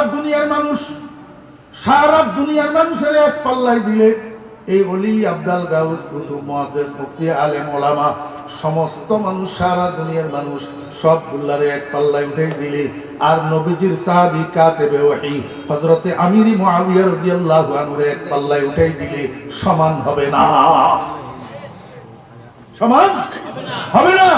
আমার ভাইয়ের আব্দুল সাবাব, সারা দুনিয়ার ওলি আব্দুল গাউস কুতুব, আব্দুল কাদের জিলানী রাহমাতুল্লাহ আলাইহি, মুঈনুদ্দিন চিশতি রাহমাতুল্লাহ আলাইহি, বায়জিদ বুস্তামি রাহমাতুল্লাহ আলাইহি, জুনায়েদ বাগদাদি রাহমাতুল্লাহ আলাইহি, শিবলি নোমানী রাহমাতুল্লাহ আলাইহি, সারা দুনিয়ার ওলি আব্দুল গাউস কুতুবগুলাকে যদি এক পাল্লায় দেওয়া হয়, আর এক পাল্লায় নবীজির সাহাবীর একজন সাহাবীর পায়ের তালুর দুলাগুলাকে উঠাই দিলে সারা দুনিয়ার ওলি আব্দুল গাউস কুতুব মিলিয়া একজন সাহাবীর পায়ের তালুর দুলার সমান হবে না। সদহাজারা শিবলিও সদহা জুনায়েদ, খাকে পায়ে আবু হুরায়রা কায়রসদ। আমার ভাইরা দোস্তাবাব, রাসূলের মিশনের 3টা মৌলিক কাজের 1 নম্বর কাজ তিলাওয়াতে কোরআন, 2 নম্বর কাজ তাসকিয়া। 2 নম্বর কাজ কি? তাসকিয়া, পবিত্র করা। ও ভাইরা দোস্তাবাব, রাসূল পবিত্র করবেন কাদেরকে? সাহাবায়ে কেরামকে। একটু এখানে বুঝেন না, সাহাবায়ে কেরামকে পবিত্র করবেন এই কথাটার অর্থ কি? সাহাবায়ে কেরামের কাপড়ের মধ্যে পায়খানা লাগছে নি? তো সাহাবায়ে কেরামকে পবিত্র করবেন এই কথার অর্থ কি? এই কথার অর্থ হলো নবীজি বুঝাইতে চায়, ও দুনিয়ার মানুষ, তোমাদের ওই অঙ্গ প্রত্যঙ্গ গুলা যেরকম অসুস্থ হয়, এরকম তোমাদের কলবও অসুস্থ হয়। অঙ্গ প্রত্যঙ্গ অসুস্থ হলে যেরকম ডাক্তারের কাছে গেলে ডাক্তারের চিকিৎসা করে এটার রোগের থেকে পবিত্র করে, আমার রাসূল এই দুনিয়ার মানুষের তথা সাহাবায়ে কেরামের যারা ইতিপূর্বে ইমানদার ছিলেন না, ওনাদের কলবের মধ্যে বশরিয়তের যেই আমরাজগুলো আছে, এগুলারে আমার রাসূলে চিকিৎসা করিয়া পবিত্র করবে। শুধু পবিত্র করবে না, দুনিয়ার হাসপাতালগুলোতে রোগী ভর্তি হলে শুধু চিকিৎসা করি বাইর করে দেয়, আর মোহাম্মদী হসপিটালে রোগী ভর্তি হলে এটারে রাসূল সাল্লাল্লাহু আলাইহি ওয়াসাল্লাম চিকিৎসা করে না, শুধু চিকিৎসা করে না, বরং চিকিৎসা করি ইন্টারন্যাশনাল ডাক্তার বানাইয়া বাহির করে।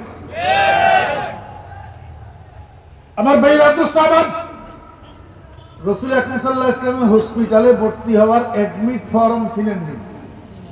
লা ইলাহা ইল্লাল্লাহু মুহাম্মাদুর রাসূলুল্লাহ, যেটাই যখন কালিমা এটা পড়ছে তখন মুহাম্মদী হাসপাতালের ভর্তি রোগী হয়ে গেছে।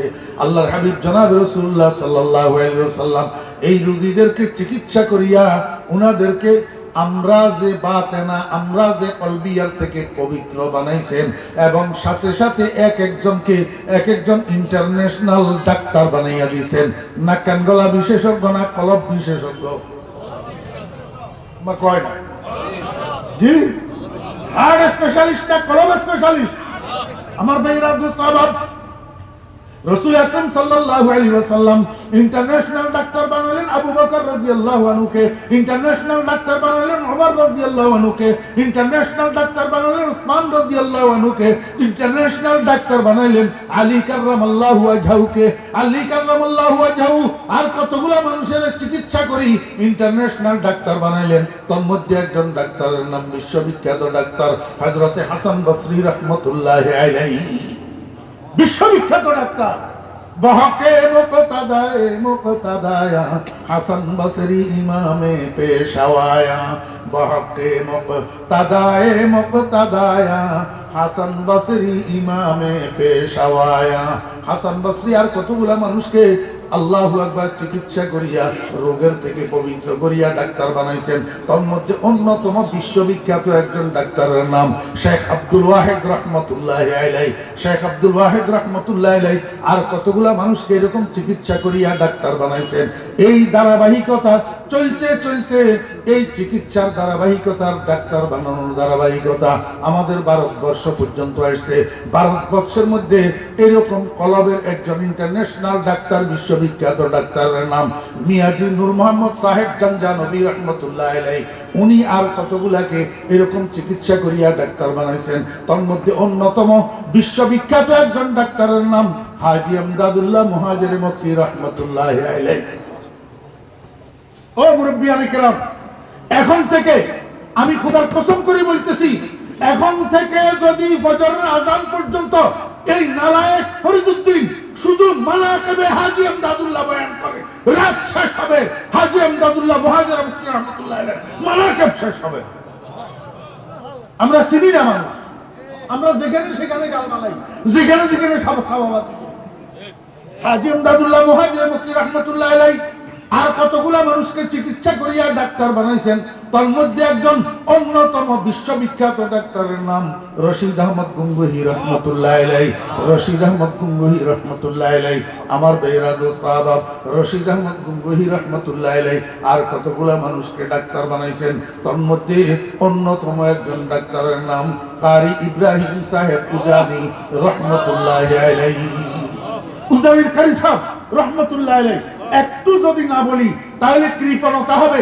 আমার ভাইরা দোস্ত আহবাব, উজানির কারি সাহেব রাহমাতুল্লাহি আলাইহির একটা জীবনী আমি পড়ছি, অত্যন্ত পুরাতন একটা কিতাব। আমাকে ওই আমাদের ফেনীর মরহুম হাকিম আব্দুল মতিন সাহেব রাহমাতুল্লাহি আলাইহি দেখাইছেন এই কিতাব উজানির কারি সাহেব রাহমাতুল্লাহি আলাইহির জীবনী। এটার মধ্যে লেখছে এক সময় বলে আল্লাহু আকবার, হ্যাঁ, রশিদ আহমদ গঙ্গুহি রাহমাতুল্লাহি আলাইহির 5 পুরুষ আগে একজন কুতুব অতিবাহিত হয়েছেন, ওনার নাম আব্দুল কুদ্দুস গঙ্গুহি রাহমাতুল্লাহি আলাইহি। আব্দুল কুদ্দুস গঙ্গুহি রাহমাতুল্লাহি আলাইহি, আব্দুল কুদ্দুস গঙ্গুহি রাহমাতুল্লাহি আলাইহি একটা ভবিষ্যৎবাণী করে গেছিলেন যে আমার বংশের মধ্যে 5 পুরুষ পরে একজন কুতুব জন্ম নিবে।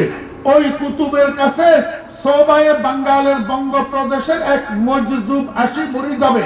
আমি মারা যাওয়ার পরে আমার খানেকার দরজা অটোমেটিক বন্ধ হয়ে যাবে, এই দরজা আর কারো হাতে খুলবে না। ওই সোবায়ে বাঙ্গালের মজজুব দরবেশ জিকির করতে করতে আমার খানেকার সামনে আসি দাঁড়াইলে আমার খানেকার দরজা অটোমেটিক খুলে যাবে। শেষ পর্যন্ত আল্লাহু আকবার ফার্স্ট পুরুষ আগের আব্দুল কুদ্দুস গঙ্গোহী রাহমাতুল্লাহ আলাইহি এই ভবিষ্যৎবাণীর প্রতিফলন হয়েছে, প্রতিয়মান হয়েছে যে উজানির কারি সাহেব রহমতুল্লাহ আলাইহি যাইয়া রশিদ আহমদ গঙ্গোহী রাহমাতুল্লাহ আলাইহির কাছে বয়াত হয়েছেন। জিকির করতে করতে কারি ইব্রাহিম সাহেব রহমতুল্লাহ আলাইহি আব্দুল কুদ্দুস গঙ্গোহী রাহমাতুল্লাহ আলাইহির খানেকার দরজার সামনে যাইয়া দাঁড়াইছে আর দরজা অটোমেটিক খুলে গেছে। কারি ইব্রাহিম খানেকার ভিতরে যাইয়া জিকির লিপ্ত হয়েছে। আল্লাহু আকবার। আমার ভাইরা মুস্তাহাব কারি ইব্রাহিম সাহেব রাহমাতুল্লাহ আলাইহি আর কতগুলা মানুষকে এরকম ডাক্তার বানাইয়া হয়েছেন। তন্মধ্যে একজন অন্যতম ডাক্তারের নাম আল্লাহর কুতুব হযরত মাওলানা ইসহাক রহমতুল্লাহ আলাইহি, হযরত মাওলানা ইসহাক রহমতুল্লাহ আলাইহি আর কতগুলা মানুষকে এরকম ডাক্তার বানাইয়া গেছেন। তন্মধ্যে একজন অন্যতম ডাক্তারের নাম হযরত মাওলানা সৈয়দ মোহাম্মদ ফজলুল করিম রহমতুল্লাহ আলাইহি। আমার ভাইরা দোস্তাবাব বিশ্ববিখ্যাত ডাক্তার। এই ডাক্তারির ধারাবাহিকতা এটা শুরু হয়েছে মুহাম্মদুর রাসূলুল্লাহ সাল্লাল্লাহু আলাইহি ওয়াসাল্লাম থেকে। তার প্রমাণ ওয়ায়ুযাক্কিহিম, এটাই নবীজির মিশনের 2 নম্বর কাজ। নবীজির মিশনের আমার ভাইরা দোস্তাবাব এর মধ্যে আমি একটু সামান্য একটু আপনাদেরকে দিক নির্দেশনা দিতে চাই, আপনারা যদি রাজি থাকেন। আমার ভাইরা দোস্তাবাব এখন কলবেরে আমরা একটু পরিষ্কার করার দরকার আছে নি? কলবেরে একটু রোগের থেকে পবিত্র করার দরকার আছে নি? ও ভাইরা দোস্তাবাব আমরা তো এমন হতভাগা 1450 বছর পরে দুনিয়াতে আসছি, নবীজিকে পেলাম না, সাহাবীকে পেলাম না, তাবেঈকে পেলাম না, তবে তাবেঈকে পেলাম না, আইমায়ে মুজতাহিদিন পেলাম না। আমার ভাইরা দোস্তাব মুহাদ্দিসিন পেলাম না, মুফাসসিরিন পেলাম না, রশিদ আহমদ গঙ্গোহী পেলাম না, কারি ইব্রাহিম পেলাম না, মাওলানা ইসহাক রহমতুল্লাহ আলাইহি পেলাম না। আমরা তো এমন হতভাগা, এখন এই কলবেরে আমরা কেমনে পবিত্র করব বলেন না?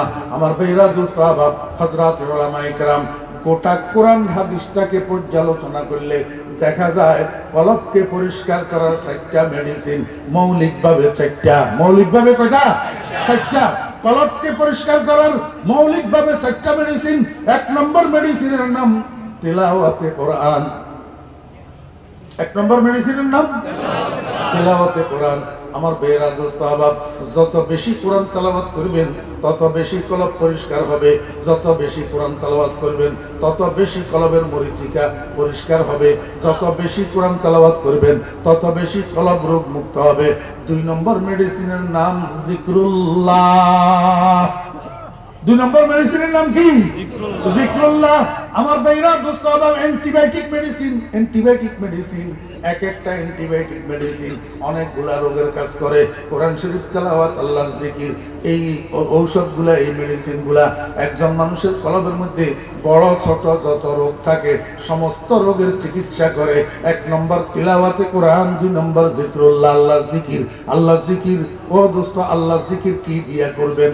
আল্লাহর জিকির কি দিয়া করবেন?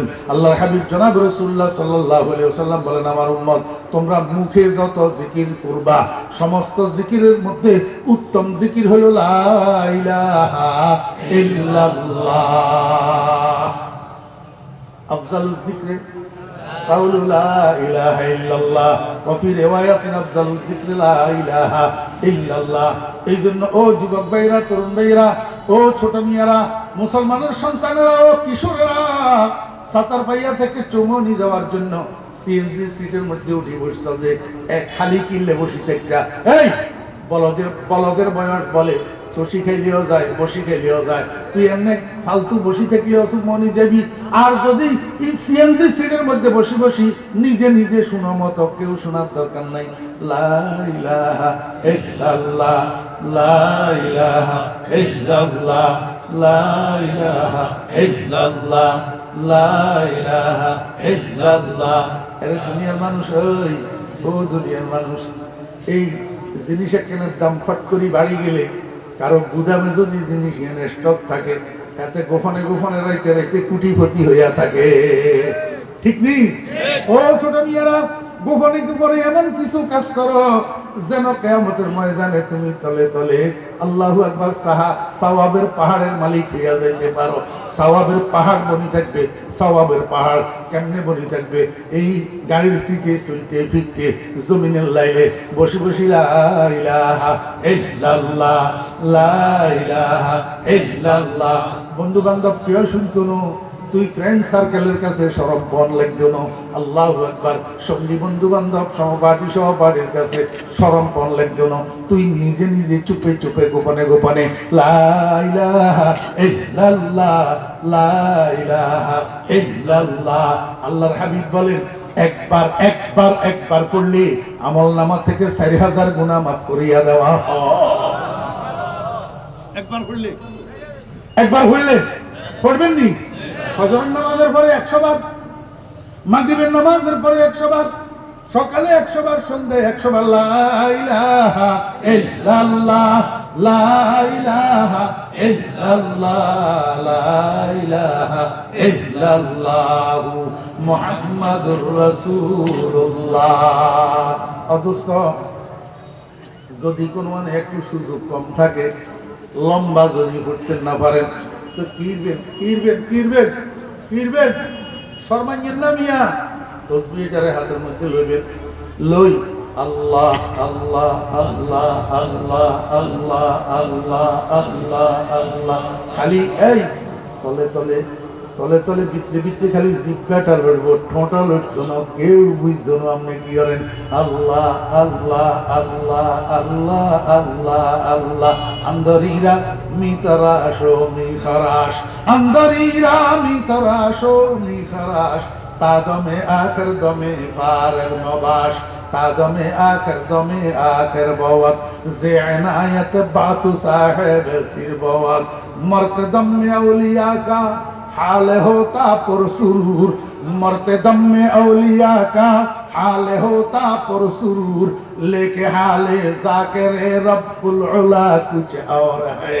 আমার ভাইরা, যে মানুষটা জিকির করতে করতে মারা যায়, আল্লাহ আল্লাহ আল্লাহ আল্লাহ, এই মানুষটার মরণের পরে রুহু বলে যাই আল্লাহর আরশের নিচে সিজদা দে। একই সিজদায় কিয়ামতের দিন উঠবে। কোন দিন? আল্লাহ আল্লাহ আল্লাহ আল্লাহ আল্লাহ আল্লাহ আল্লাহ আল্লাহ আল্লাহ আল্লাহ আল্লাহ আল্লাহ আল্লাহ আল্লাহ। এই শব্দ এটা আল্লাহ আল্লাহ শব্দ এটা ইসমে আযম, এই শব্দ এটা উচ্চারণ করা ইবাদত। শব্দ এটা উচ্চারণ করা কি? ইবাদত। আল্লাহ কে উদউনি আস্তাজিব লাকুম। হ্যাঁ, ইন্নাল্লাযীনা ইস্তাকবিরুনা মিন ইবাদাতি, ইন্নাল্লাযীনা ইস্তাকবিরুনা আন ইবাদাতি আই আন দুআই। এখানে আল্লাহর নাম ধরিয়া ডাকারে আল্লাহ ইবাদত কইছে, এইজন্য আল্লাহ শব্দ এটা উচ্চারণ করা ইবাদত। শব্দ এটা উচ্চারণ করা কি? ইবাদত। কয় নম্বর মেডিসিন, কয় নম্বর গেল? হ্যাঁ, 3 নম্বর মেডিসিনের নাম যিকরুল মাউত। 3 নম্বর মেডিসিনের নাম কি? যিকরুল মাউত, মউতের স্মরণ। অদুস্ত আল্লাহর হাবিব জনাব রাসূলুল্লাহ সাল্লাল্লাহু আলাইহি ওয়াসাল্লাম বলছেন, মউতের স্মরণ এটা কলবের জন্য রেখা, কলবের জন্য ব্রাশ। যত বেশি মউতের স্মরণ করবেন তত বেশি দিল নরম হবে, যত বেশি মউতের স্মরণ করবেন তত বেশি আল্লাহু আকবার কলবটা পরিষ্কার হবে, রোগ মুক্ত হবে। এই জন্য রাসূল আকরাম সাল্লাল্লাহু আলাইহি ওয়াসাল্লাম বলছেন, আকসিরু যিকরা হাযিমিল লাযাতিল মাউত। আমার পিসা হুজুর রহমতুল্লাহ আলাইহি, হযরত মাওলানা শাহ জমিরউদ্দিন নানুপুরি রহমতুল্লাহ আলাইহি বলতেন, বাবারা মউতের বেশি বেশি স্মরণ কেমনে করিবা? 2টা পদ্ধতি। 1 নম্বর পদ্ধতি হইল, যত কাজ করিবা সব কাজের শেষ কাজ মনে করিবা। আজকে যে ঘর থেকে বাইর হইতেছ, মনে রেখো মন, এটা তোর শেষ বাইর হওয়া, হয়তো জিন্দা এই ঘরে আর তুই ঢুকতে পারবি না। যতবার ঘরে ঢুকবা শেষ ঢুকা মনে করিবা, যতবার বাইর হইবা শেষ বাইর হওয়া মনে করিবা, যতবার খাইবা শেষ খাওয়া মনে করিবা, যতবার ঘুমাইবা শেষ ঘুমানো মনে করিবা, যতবার নামাজ পড়িবা শেষ নামাজ মনে করিবা, অর্থাৎ প্রত্যেক কাজে শেষ কাজ মনে করিবা। আল্লাহু আকবার। 2 নম্বর আমার পিসা হুজুর কয়, মুরাকাবায়ে মউত কইবা। মুরাকাবায়ে মউত কয় মুরাকাবায়ে মউত কেমনে করবা? প্রতি রাত্রে ঘুমানোর জন্য ঘুমের বিছানার মধ্যে যখন শুইবা, আল্লাহু আকবার বাতি নিবানোর পরে, রুমের দরজা বন্ধ করার পরে সোজা হইয়া বিছানার মধ্যে শুইবা, হাত পাগুলাকে সোজা করিবা, চক্ষু বন্ধ করিবা। এইবার মনকে বুঝাইবা, ও মন, এটা তোর রুম না, মনে করে এটা তোর কবর। আজকের রাত্রের ঘুমের ভিতরে যদি তোর মরণ আসি যায়, মুখ দেখো হয় দেখা না একদিন, কবর মে হোগা ঠিকানা একদিন। অবন্দা, ও মন, আজকের রাত্রের ঘুমের ভিতরে যদি তোর মরণ আসি যায়, আগামীকাল সকালে তো দুনিয়ার মানুষ একত্রিত হইয়া তোরে কবরে নিয়ে রাখি আসবে। কেমনে যাবি আল্লাহর কাছে? কি নিয়ে যাবি আল্লাহর কাছে? মুখ কেমনে দেখাবি আল্লাহর কাছে? এইগুলা কল্পনা করিয়া করিয়া তারপরে ঘুমো। প্রতিদিন রাত্রে ঘুমানোর সময় এই কাজটা করবা। এটাকে মুরাকাবায়ে মউত বলা হয়। এই কাজটা 40 দিন করলে দেখবা তোমার মরণটাকে তুমি আর ভুলতে পারবা না। যেই মানুষ মরণকে ভুলতে না পারে, সেই মানুষ অন্যায় করতে পারে না। কয় নম্বর মেডিসিন গেল? 1 নম্বর কি? তেলাওয়াতে কোরআন। 2 নম্বর জিক্রুল্লাহ। 3 নম্বর মউতের স্মরণ। 4 নম্বর জিয়ারাতুল কুবুর। 4 নম্বর কবরের জিয়ারত। 4 নম্বর কি? ও ছোট ভাইরা, মুরব্বিয়ানে কেরাম, মা বাপের কবরস্থানে যাননি? আল্লাহু আকবার। শুক্রবারে মা বাপের কবরের কাছে যাবেন, মা বাপের কবর জিয়ারত করবেন। তাহলে আপনার নামটা আল্লাহর দপ্তরের মধ্যে নেককার সন্তান হিসাবে লিপিবদ্ধ হইব। আরে বাদশার ডায়েরির ভিতরে একবার যদি ভালো মানুষ হিসাবে নাম উঠে যায়, এই মানুষটার আর শাস্তি হয় না। ওর খুদাবন্দে কুদ্দুসের ডায়েরির ভিতরে একবার নেক সন্তান যদি লিপিবদ্ধ হয়ে যায়, এই সন্তান আর জাহান্নামে যাবে না। আমার ভাইরা, দোস্ত আহবাব, এটা কেমনে অর্জন করবেন? শুক্রবারে মা বাপের কবর জিয়ারত করবেন। জিয়ারত কেমনে করবেন? প্রথমে মা বাপের কবরের কাছে যাই, কিচ্ছু পড়বেন না। প্রথমে মা বাপের কবরের কাছে যাই, কিছু সময় কবরের দিকে তাকাইয়া থাকবেন, হুদা তাকাইয়া থাকবেন। তাকাইয়া নিজের মনটাকে তো আল্লাহু আকবার তালকিন করবেন। ও মন, আজকের দুনিয়া বিজ্ঞানের যুগ, টেলিফোনের যুগ, মুহূর্তের মধ্যে সারা দুনিয়ায় যোগাযোগ করা যায়, কিন্তু মাত্র 3.5 হাত নিচে তোর আব্বা তোর চোখের সামনে শুয়ে রয়েছে। একটু যোগাযোগ তো করতে পারস না। মন সুখে আছে না দুঃখে আছে? আজকে যদি তোর মরণ আসি যায়, তোরেও মানুষ নিয়ে এরকম 3.5 হাত মাটির নিচে ঢুকাইয়া দিবে। কেমনে থাকবি? তোর ছেলেরাও তো তোর সাথে যোগাযোগ করতে পারবে না। এরকম মনের তলকিন করতে করতে এক সময় দেখবা তোমার মনটা মোমের মতো নরম হয়ে গেছে। মোমবাতির মধ্যে আগুন লাগাই দিলে যেরকম টপ টপ টপ টপ করিয়া ফোটা ফোটা পড়ে, এরকম তোমার চোখের পানি টপ টপ করে পড়তে লাগবে। তোমার দিল গলিয়া যাবে, মন নরম হয়ে যাবে। এইবার জিয়ারত শুরু করো। আসসালামু আলাইকুম ইয়া আহলাল কুবুর, ইয়াগফিরুল্লাহু লানা ওয়া লাকুম ওয়া আনতুম সালাফুনা ওয়া নাহনু বিল আস। গোড়ার ডিমা মুসলমানের হল কবর জিয়ারতের দোয়াটাও তো শুদ্ধ করি মুখস্থ জানে না। কবর জিয়ারতের দোয়াটাও শুদ্ধ করে মুখস্থ জানে না। কবর জিয়ারতের দোয়াটা পড়ো, এরপরে আউযু বিল্লাহি বিসমিল্লাহ শরীফ কমপক্ষে 1 বার সূরা ফাতিহা পড়ো, 3 বার সূরা ইখলাস পড়ো, কয়েকবার দরুদ শরীফ পড়ো। এরপরে আল্লাহর দরবারে মনে মনে দোয়া করো, ইয়া আল্লাহ, আমি যা কিছু তেলাওয়াত করলাম এগুলার সওয়াব আমার আব্বা আম্মা, দাদা দাদি, নানা নানি, শ্বশুর শাশুড়ি, উস্তাদ মুর্শিদ, পূর্বপুরুষ বংশধর মুরব্বীদের রূহের উপরে পৌঁছাইয়া দাও। আল্লাহ তাদের কবরকে জান্নাতের বাগান বানাইয়া দাও। আল্লাহর হাবিব জনাব রাসূলুল্লাহ সাল্লাল্লাহু আলাইহি ওয়াসাল্লাম বলেন, ও শক্ত দিলের মানুষ, ও কঠিন দিলের মানুষ, ও হাতুরিয়া দিলের মানুষ, চোখের পানি বাইর হয় না। একটা 10 নম্বরই সুই আঙ্গুলের মাথা দিয়ে ঢুকাই দিলে তোর চোখের পানি বাইর হয় না। দিলের যদি নরম করতেছস, কবরস্থানে যা, বেশি বেশি কবর জিয়ারত কর, দেখবি দিল নরম হয়ে যাব। কয়টা মেডিসিন? 4টা মেডিসিন। আমার ভাইরা, রাসূল আকরাম সাল্লাল্লাহু আলাইহি ওয়াসাল্লামের মিশনের 3টা কাজ। 1 নম্বর কাজ হলো তেলাওয়াতে কোরআন, 2 নম্বর কাজ কলবের পবিত্র বানানো, 3 নম্বর কাজ ওয়া ইউআল্লিমুহুমুল কিতাব ওয়াল হিকমা। আমার বন্ধু, আমার কোরআনের ইলম আর হিকমত সাহাবীদেরকে শিক্ষা দিবেন। আমি একটা পয়েন্ট আপনাদেরকে বলি, এরপরে আমার কথা শেষ। নবীজির মিশনের কাজ কয়টা? 1 নম্বর তেলাওয়াতে কোরআন। আজকে পর্যন্ত চালু আছে না নাই? কিয়ামত পর্যন্ত চালু থাকবে কি থাকবে না? এখন এটারে চালু রাখছে কারা? তেলাওয়াতে কোরআন শিক্ষা দেওয়ার মিশন চালু রাখছে কারা? নুরানি স্যারেরা, নুরানি ইঞ্জিনিয়াররা, নুরানি ডাক্তাররা, না নুরানি হুজুরেরা? আমার ভাইরা দোস্ত বাপ, নবীজির মিশনের প্রথম কাজ তিলাওয়াতে কোরআন অদ্যাবধি চালু রেখেছে আলেমেরা। নবীজির মিশনের দ্বিতীয় কাজ তাজকিয়ায়ে কলব, আমার ভাইরা অদ্যাবধি চালু রেখেছে আলেমেরা। অদ্যাবধি চালু রেখেছে কারা? আলেমেরা। নবীজির মিশনের 3 নম্বর কাজ ইউআল্লিমুহুমুল কিতাব ওয়াল হিকমা, দুনিয়ার মানুষের কোরআনের ইলম শিক্ষা দেওয়া। অদ্যাবধি এটাও চালু রেখেছে কারা? এই মুহাম্মদিয়া মাদ্রাসাওয়ালারা। মুহাম্মদিয়া মাদ্রাসাওয়ালারা ওনারাও কারা? আলেম। তাহলে নবীজির মিশনের 3টা কাজ যারা চালু রেখেছে তাদের নাম আলেম। তুমি তো মনে করছো যে তুমি সিল্লা কয়টা দিয়া, তুমি সেজদা কয়টা দিয়া, বাংলা বই পুস্তক কয়টা পড়ি আর আলেমের তোমার দরকার নাই। আল্লাহু আকবার। আলেম ছাড়া সমাজ চলে না, আলেম ছাড়া নবীজির মিশনের কাজ চলে না। যেহেতু বাপ মারা গেলে সাতার ভাইয়া বাজারে যদি বাপের 30 বছরের করা একটা দোকান থাকে, বাপ মরে গেছে, তালা তো মারি রইছে, এখন এই দোকানের তালা খুলবে কে? বাপের রাখি যাওয়া সন্তান, বাপের ওয়ারিশ, বাপের রাখি যাওয়া ছেলে, বাপের ওয়ারিশ, বাপের রেখে যাওয়া ব্যবসার হাল ধরে বাপের বন্ধ করা দোকানের তালা খুলে। ও ভাইরা দোস্ত বাপ, মুহাম্মদুর রাসূলুল্লাহ সাল্লাল্লাহু আলাইহি ওয়াসাল্লাম কিয়ামত পর্যন্তর জন্য নবী হয়ে আসছেন। এখন নবীজি দুনিয়া থেকে চলে গেছেন, নবীজির রেখে যাওয়া মিশনের হাল ধরে কারা? নবীর ওয়ারিশ যারা। আর নবীর ওয়ারিশের নাম হলো হযরতে উলামায়ে কেরাম। জি, কারা ধরে রেখেছে? আপনারা আমার একটু কোন, এই আলেমের প্রোডাকশন আপনাদের সমাজে দরকার আছে না নাই? যদি থাকে তাহলে মুহাম্মদিয়া মাদ্রাসার দরকার আছে না নাই? হাই স্কুলে নেই বানাইবো আলেম, হাই স্কুলে নেই বানায়। আমার ভাইরা দোস্ত আহবাব, যদি দরকার থাকে মুহাম্মদিয়া মাদ্রাসার লাই কে কি দিবেন এনে 5 মিনিটের ভিতরে এনে ফট করি হাতে হাতে দিয়া দেন। সবাই পকেটে হাত দেন। 100, 200, 500, 1000